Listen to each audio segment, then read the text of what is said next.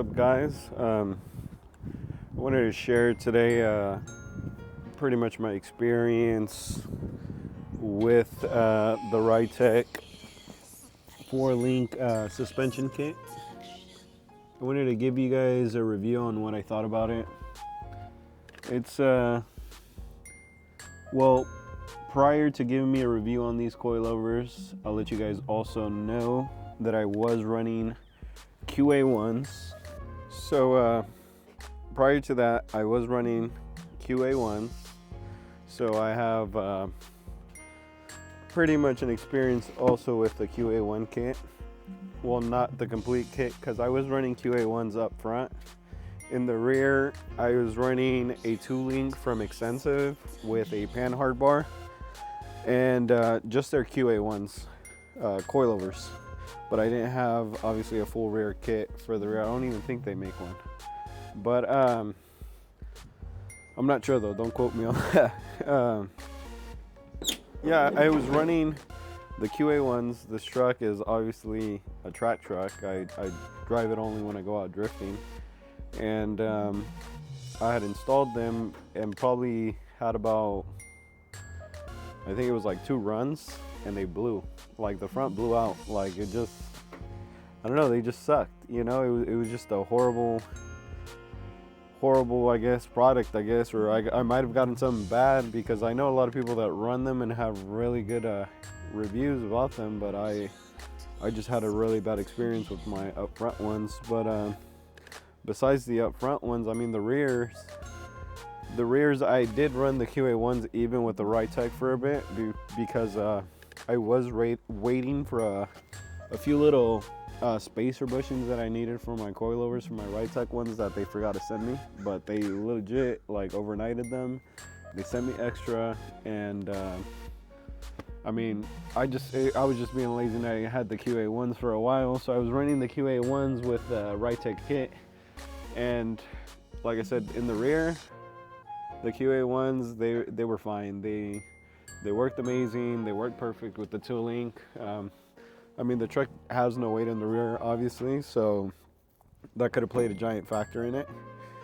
But up front, like I said, they just completely blew out, and that's why I swapped over to Ridetech. I know a lot of people think this is like a ridiculous amount of money to pay for suspension, you know, but I think this kit itself is worth it. So let me show you guys. So it comes obviously with the upper, the lower, the coilover, the sway bar, and it does have spindles, but I'm currently running my stock spindles because I have a Michigan Metalworks bumpsteer kit for the end of my tie rod. And normally the spindle, you're supposed to drill it out 5/8 to get this pretty much to work, to fit in, because it's a lot bigger than your tie rod end. And I didn't want to drill out the Ridetech spindles, so I'm just running my stock spindles for now. I have them brand new. I haven't even installed them, and I think I'm just gonna keep it like that for now. I mean, it rides fine up in the front. The rating on these coilover springs is a lot higher. I think they were 800, and the one prior to this, I think the QA1s were 750. I would need to look again, but I can't remember what the rating was for the front. But this kit obviously is it's a very clean kit. I like it. This is, like I said, this is up front. Let me show you guys the rear. And these are also dual adjustable. Well, it's got a fucking dampening knob and stuff, so you could make it stiffer, you could dampen it up or whatever. Let me show you guys the rear. The rear is pretty cool. It's I like how the coilovers sit. I'm not gonna lie, like right there on the side of the wheel. It's pretty cool.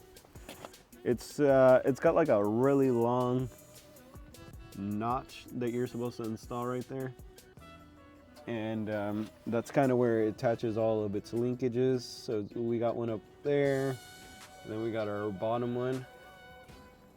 As you can see, let me give you guys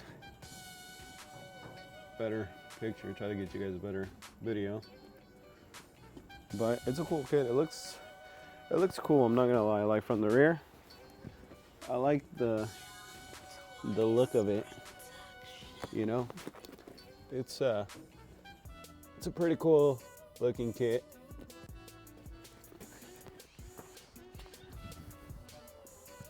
And it's been great so far. I've driven it a few times, and I gotta finish adjusting all the four corners with the stiffness that I like, obviously. But so far so good. This thing has no body roll. It literally, as soon as you pop the clutch, it's like you just slide. It's a big upgrade over the QA ones, I'll tell you that.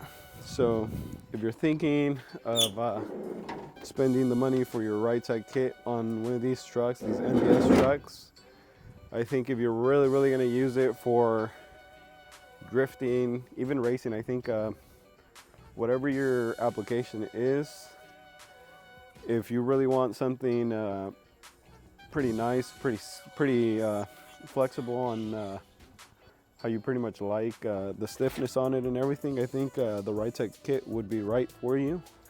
If you don't want to spend that much on a Ridetech kit, then obviously you could go with other brands, but a lot of brands do require you to weld on a lot of things or this and that.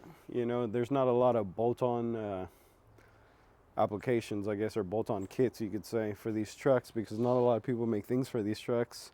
But this kit, like I said, I thought I'd just share with you guys and tell you guys my experience on it, and tell you guys it's actually worth it.